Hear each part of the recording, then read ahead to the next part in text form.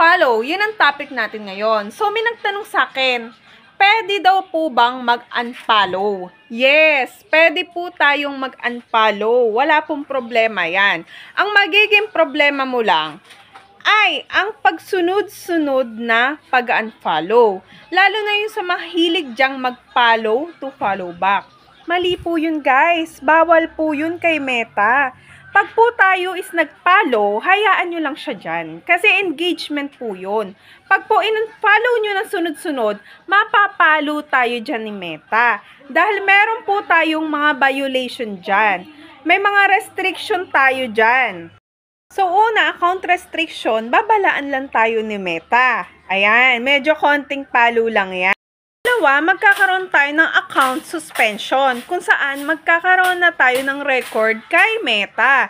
Kaya ingat guys sa pagsunod-sunod ng unfollow nyo. At ang pangatlo, ang pinaka-worst. Oh my God! Eto na si shadow ban. Ayan na yung hindi na tayo makapag-post, hindi na tayo makapag-comment, and wala na tayo, invisible na tayo sa iba. Wala na tayong engagement hanggang sa mawala na tayo ng viewers kasi shadow ban na po. Kaya guys, hanggat maaari, huwag kayong mag-unfollow back or lalo na yung sunod-sunod na unfollow. Guys, kaya okay lang kayo mag-follow.